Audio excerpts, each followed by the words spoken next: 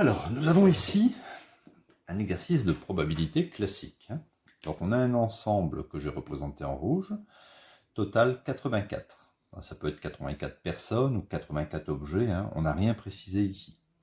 On a un ensemble A, ça pourrait être par exemple le groupe des artistes, d'accord? Mais oublions la dénomination, on retient que c'est un groupe ou un ensemble A.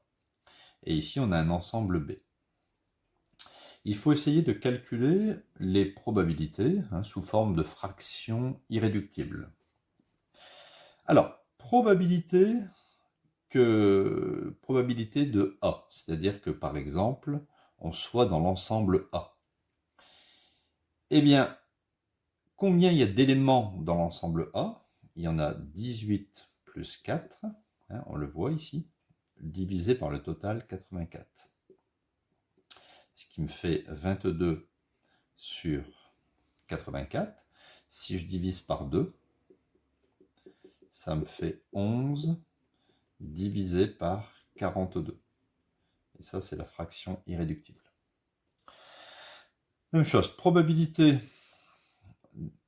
de B, donc être dans l'ensemble B, c'est par exemple 12 plus 4, il y a 16 éléments B, 12 plus 4 sur 84, ce qui fait 16 sur 84. Je divise par 2, ça fait 8 sur 42. Je peux encore diviser par 2, ça fait 4 sur 21. Et ça, c'est la fraction irréductible. Maintenant, la probabilité de A inter B.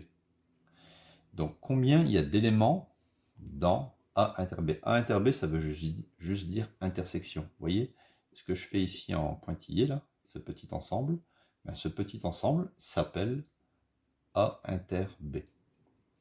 Donc, c'est simple, il y en a juste 4. Donc, ça fait 4 sur 84. Donc, 4 sur 84, ce sont de nombres pairs, je peux diviser par 2.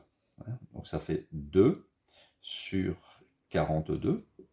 Je divise encore par 2, ça fait 1 sur 21. Donc, une probabilité de 1 sur 21. Maintenant, la probabilité de A union B. Alors, il y a deux façons de le voir, vous allez voir. C'est soit j'utilise la formule P de A plus P de B, probabilité du premier, plus probabilité du deuxième, moins probabilité de A inter B, ça c'est la formule. Alors on va le faire. Donc je vais reprendre ici 22 sur 84, plus 16 sur 84 pour P de B, et l'intersection c'était 4 sur 84. Donc 22 plus 16, ça me fait exactement 38. 38 moins 4, ça fait 34. Donc 34 sur 84. Si je divise par 2, ça fait 17 sur 42. Donc ça, c'était la première façon de le faire. La deuxième façon, c'est que l'ensemble A union B, vous ne faites pas la différence entre A et B. Pourquoi on ne fait pas la différence entre A et B? Parce que ça veut dire que c'est A ou bien B. Peu importe si on est dans A ou si on est dans B. Donc en fait, vous prenez tout ce qu'il y a entre A et B. Donc ça ferait, il y a 12 éléments, 4 éléments, 18 éléments. Donc ça fait 12 plus 4 plus 18, le tout sur 84. Ce qui me donne 12 plus 18, ça fait 30. 30 plus 4, 34. Voilà, je retrouve 34 sur 84, qui fait bien sûr 17 sur 42. D'accord? Donc il y a deux façons de calculer P de A union B, soit avec la formule, ou soit en disant que on prend tous les éléments qui sont contenus ici, dans le A et dans le B. D'accord?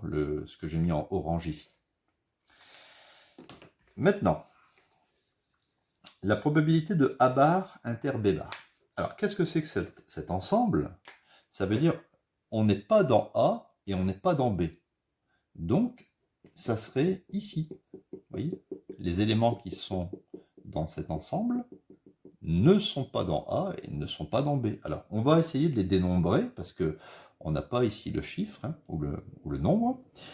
Donc, on va juste faire le 84 moins la somme des 3, on est d'accord, hein, c'est tout ça moins tout ça, puisque quand j'additionne ça et cet ensemble-là, ça me donne 84.